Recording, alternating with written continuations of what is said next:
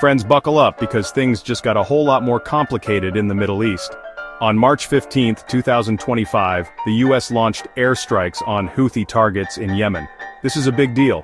It's the first US military action in Yemen in over 3 months.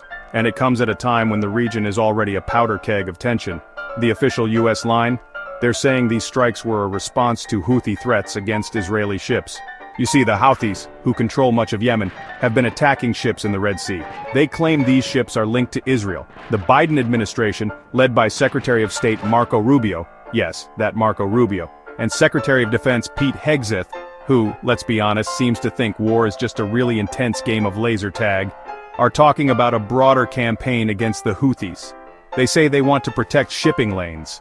They also want to counter Iran's influence in the region, because as always it's all about Iran, right? This is a dangerous game the US is playing. Launching airstrikes in a country already ravaged by years of war, that's like trying to put out a fire with gasoline. It's reckless, it's irresponsible, and it's probably not going to end well. But hey, that's never stopped us before, has it?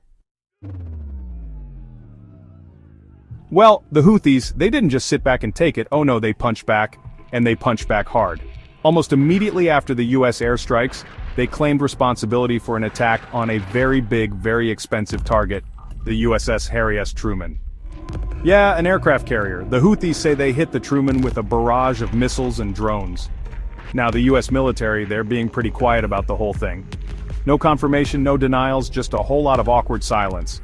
Which, if we're being honest, is probably more worrying than them just admitting it got hit. The Houthis, emboldened by their attack on the Truman, are now saying they'll retaliate against any further US aggression. They're also vowing to continue targeting ships in the Red Sea that they believe are connected to Israel. This whole situation is a bit like a schoolyard brawl except with missiles and aircraft carriers. The big question is, what happens next?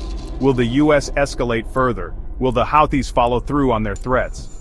Honestly, at this point, your guess is as good as mine. But I can tell you one thing. It's not going to be pretty. Now, you might be wondering, what does all of this have to do with Israel and Gaza? Well, my friends, everything is connected. You see, the Houthis, they're aligned with Iran. And Iran, well, they're not exactly best friends with Israel. In fact, they're more like sworn enemies. The recent escalation in Yemen is directly linked to the ongoing conflict between Israel and Hamas in Gaza. Israel has been blockading Gaza, which, and I cannot stress this enough, is a humanitarian disaster of epic proportions. The Houthis, seeing an opportunity to stick it to Israel and their allies, that's us by the way, decided to exploit the situation. They started attacking ships in the Red Sea, knowing it would draw a response from the US, which it did. And now, we're stuck in this messy, dangerous cycle of escalation. The situation in Gaza is nothing short of catastrophic. The blockade has left the population without access to basic necessities like food, water, and medicine. The death toll is rising every day, and yet, the international community seems powerless to stop it. The US airstrikes in Yemen, they haven't exactly been met with a standing ovation from the international community. In fact, most countries have been pretty critical. Even our allies are giving us the side eye. Russia, never one to miss an opportunity to poke the US in the eye, has condemned the strikes and called for an end to the violence. The UK, while expressing concern over the Houthi attacks on shipping, has also urged restraint from all sides. But let's be real guys, these statements of condemnation, they're not going to change anything.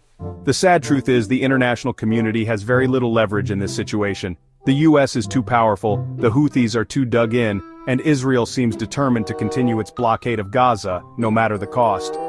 We are at a crossroads, folks. The situation in Yemen is volatile. The conflict in Gaza is a humanitarian nightmare. And the US, well, we're not exactly known for our diplomatic skills, are we? This could escalate very quickly with devastating consequences for everyone involved. So, what's the solution? Honestly, I wish I had an answer for you.